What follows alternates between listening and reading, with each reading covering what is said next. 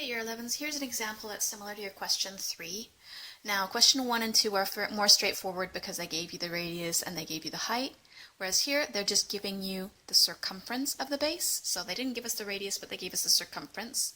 And they gave us the length up the diagonal of the cone, not the height of the cone.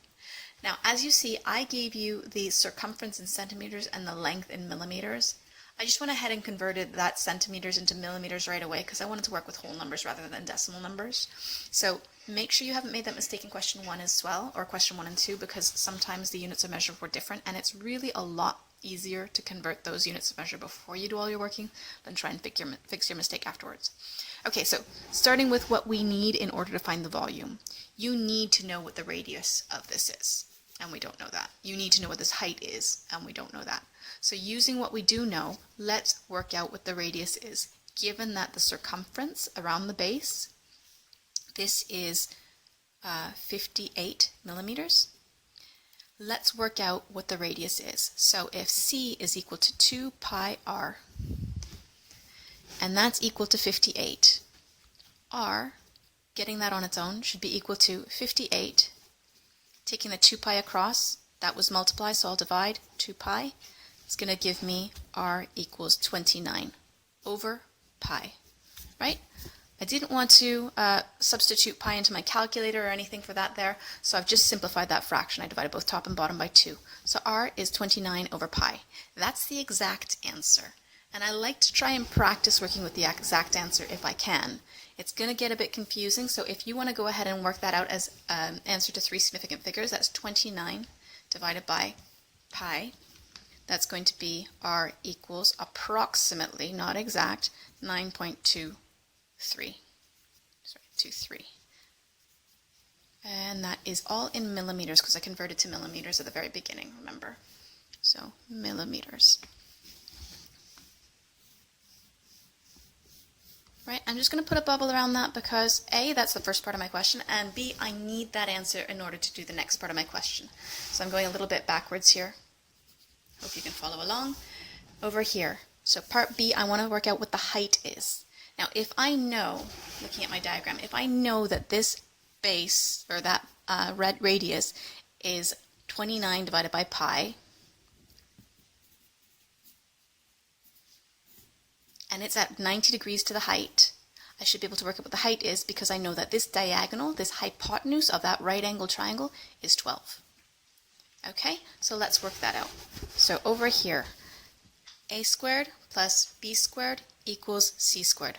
Pythagoras to work out our height. A is the radius. B is going to be our height because those are the two lengths that are perpendicular to each other. And c is going to be that length. Okay, so I've got r squared, which is 29 over pi squared, plus h squared, plus L was the 29, no, sorry, the 12 that we were given, so 12 squared. Okay, and that's going to be, so that h on its own, h squared would be equal to 12 squared minus 29 over pi squared, but h on its own without the square would be the square root of that. So square root of 12 squared minus 29 over pi squared. Now you can do that in several steps, and I generally recommend it, especially if you're not very good at this rearranging. But if I'm trying to save myself some time on an exam and I'm trying to do things quickly, you can see how that sort of works out. Okay, so h equals square root of 12 squared is 144. 29 over pi squared, to square a fraction, you need to square the top and square the bottom. So I know that the bottom is going to be pi squared. The top, 29 squared, just work that out. 29 squared equals 841. Okay, so 841. Now I'm going to leave this h like this in terms of exact values. That's as exact as I can get because I can't square root this. This is not a square number that I can square root. Really, I can't even simplify this together. I could get a common denominator by getting this as 144 pi squared over pi squared and then subtracting the numerators, but 144 pi squared minus 841, I can't do that anyways. So that's as simplified as I can get for the h. So I'll just work that out to 3 significant figures for you, for those of you who prefer to work in decimals. But you need to learn how to work like this as well. So that's going to be 144 minus, and then it's going to be 841 divided by pi squared. And that's 58.788. It's really not an exact value at all.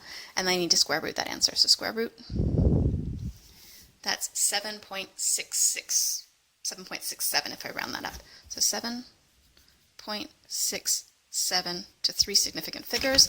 And this, of course, remember from the beginning, I converted to millimeters. The whole thing was in millimeters. This is a height in millimeters. And that's to 3 significant figures. Not exact. So when I'm working out my volume, I'm going to try and work in exact values at least till the end, and you'll see it's going to get confusing, especially since my h is this expression here. But let's set it up. Let's see how far we can get working with exact values, and then we'll substitute values in. Okay, so V, the volume is equal to the area of the base, which is pi r squared, multiplied by the height divided by 3. Looks pretty simple until we substitute our values in. Now I know that the radius is 29 over pi, so that's going to be pi times 29 over pi squared, multiplied by the height, which is this horrible square root of 144 minus 841 over pi squared. All of that over 3. Okay, and that's going to be 29 squared we've done before is 841 over pi squared. But that's going to get multiplied by pi, right? So if I've got a pi on the top and I've got pi squared on the bottom, I'll divide the top by pi, I'll divide the bottom by pi, and I'll be left with just the 841 on the top and just the pi on the bottom. Again, I'm trying to save myself from some steps here by mentally simplifying that before I have to write it all out and I lose time. Okay, times that by square root of 144 minus 841 over pi squared. And make sure that my square root sign makes it clear. I am covering all of that with my square root sign all the way down to the bottom. And that is all over 3. Once again, I said that we couldn't simplify this before. We can't really simplify that either. So I'm going to leave that answer like that. That's my volume as an exact answer. Now, of course, you're not going to be asked to give an exact answer that's that complicated. So we can go ahead and substitute that into the calculator.